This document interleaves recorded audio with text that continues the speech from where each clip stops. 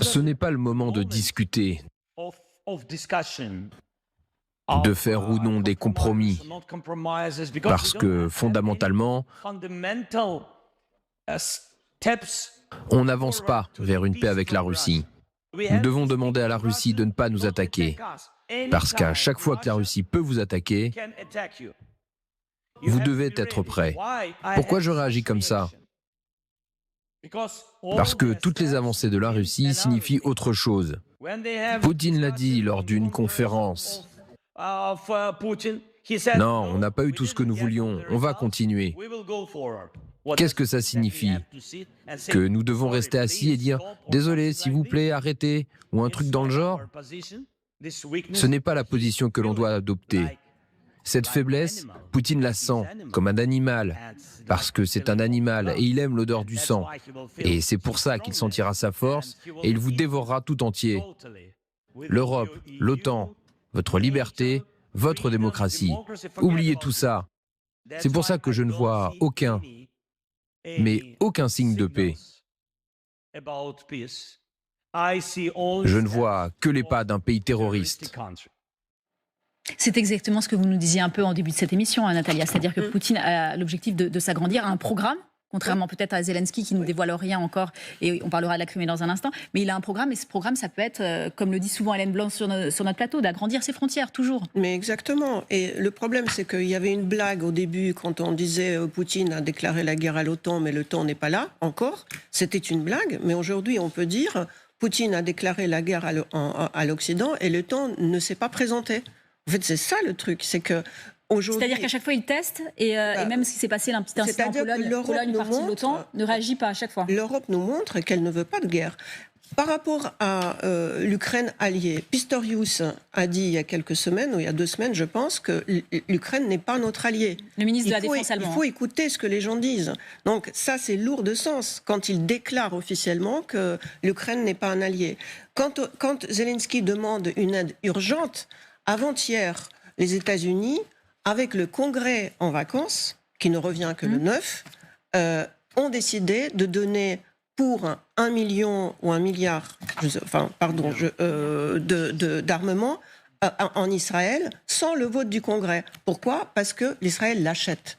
Je pense que tout n'est question que de l'argent. Parce que quand Zelensky dit « donnez-nous », est-ce que c'est parce que les hangars sont vides ou est-ce que c'est parce que le Patriot, ça coûte, je ne sais pas, vous connaissez mieux le prix de Patriot ou le prix de chaque missile anti-aérien, mais ça coûte de l'argent. Ça coûte de l'argent en Europe. Alors si Zelensky disait « j'achète », est-ce que ça ne serait pas différent ? Est-ce que cette aide ne viendrait pas plus rapidement ? Je crains que c'est aussi cynique que ça. Et puis, la Deuxième Guerre mondiale nous a montré que l'Europe ne s'est pas présentée à la guerre avec Hitler. Et il y a tout ça. Et il faut relire les livres de l'histoire.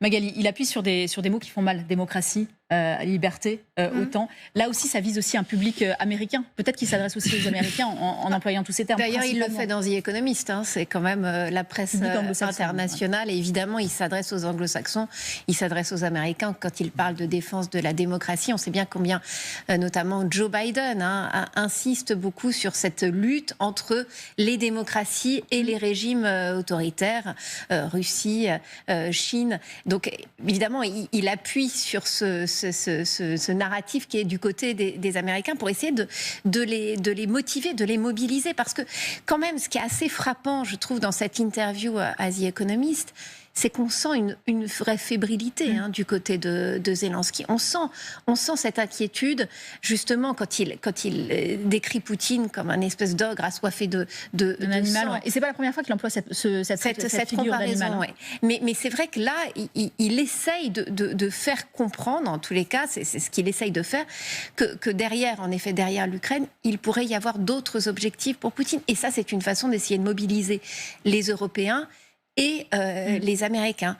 Sauf qu'on voit bien que pour l'instant, cette mobilisation, malgré quand même tous les discours qu'il a pu avoir, malgré son passage au Congrès en décembre dernier, justement pour alerter les congressmen américains du danger, pour le moment, ça ne paye pas. Et pour le moment, Zelensky vit sur ses stocks, essaye de développer une industrie de défense localement, mais tout ça, encore une fois, va prendre du temps et l'Ukraine n'a pas un million de drones, un million de drones produits localement en Ukraine, mais c'est pas pour tout de suite. Or c'est maintenant que l'Ukraine a besoin de ces missiles antimissiles pour stopper ces frappes russes sur le territoire. Général Perruche, il le fait pas dans n'importe quel hebdomadaire, il le fait là où justement son chef d'état-major Valéry Zaloujny disait que nous sommes dans une impasse. Il y a une fébrilité, je suis assez d'accord avec Magali, mais il y a aussi peut-être une volonté de créer peut-être un dernier espoir, une sorte d'électrochoc. C'est-à-dire que moi, je ne dis pas qu'on est dans une impasse, mais voici ce que je dis. J'alerte sur les risques. Et moi, j'ai envie de vous dire qu'il y a d'autres choses qui vont arriver. La Crimée, on en parlera. Il dit avoir un plan pour la Crimée, pour tenter de récupérer la Crimée. Mais il y a une volonté aussi de s'afficher en dehors de son chef d'état-major et de prendre la parole en tentant peut-être, je le disais, le dernier espoir peut-être. Oui, plusieurs choses.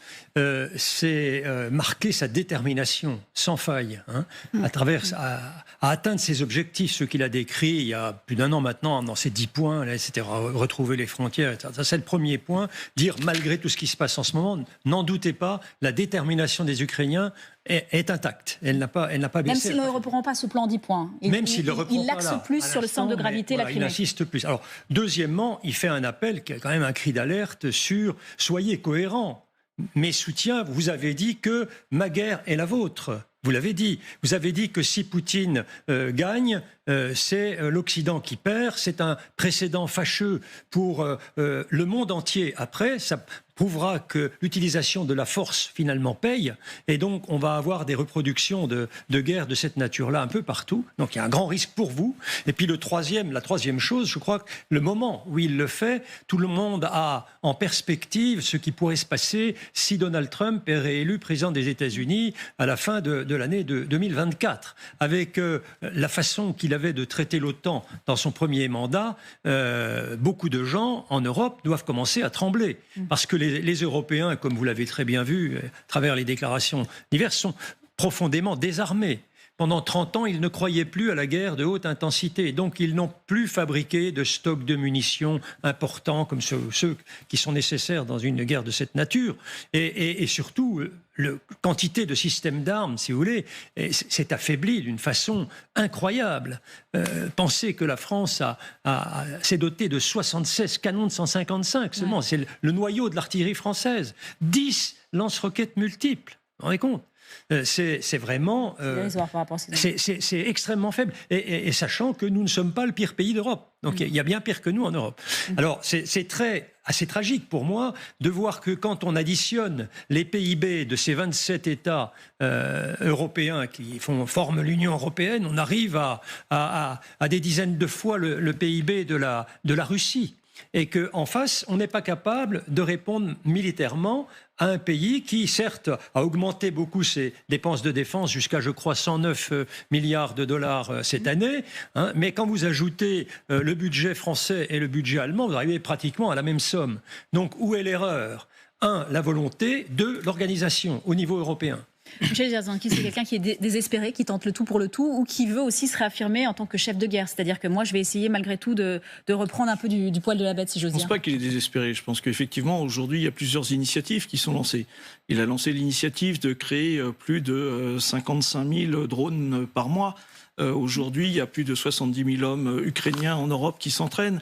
Il a prévu une remobilisation. Les Européens avaient dit on va former plus de 40 000 hommes jusqu'à janvier 2024, en 6 mois. L'Union européenne seulement. Ils ont rajouté les Britanniques. Voilà.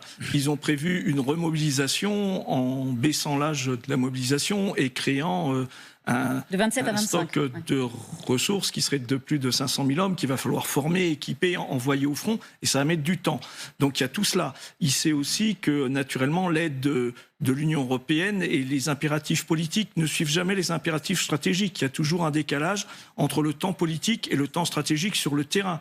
Et donc il va falloir qu'effectivement absorber ce temps-là. Et en même temps, il réaffirme un objectif très, très fort d'un point de vue symbolique, et je pense d'un point de vue géostratégique vis-à-vis de la Russie. Il ne faut pas oublier que ce qu'il vise, c'est la Crimée, c'est la mer Noire. Ce qu'il a interdit aujourd'hui à la Russie, c'est la mer Noire. La mer Noire avait été conquise en 1770 on en parlera dans un instant, parce que ici, par Catherine II. Aujourd'hui, ça veut dire que perdre cette ouverture vers la mer Noire et la mer d'Azov, c'est perdre une primauté géostratégique pour la Russie. Ça veut dire qu'aujourd'hui, la Russie, quand on regarde, perd de la géopolitique en termes maritimes, c'est important. Elle n'a pas gagné face à l'Ukraine, qui est un pays qui a 40 millions d'habitants, qui certes est aidé par un certain nombre de démocraties, mais elle n'a pas gagné militairement. On est sur quelque chose de figé. Elle applique une politique de terreur insupportable pour les populations. Mais cela dit, l'Ukraine est toujours debout.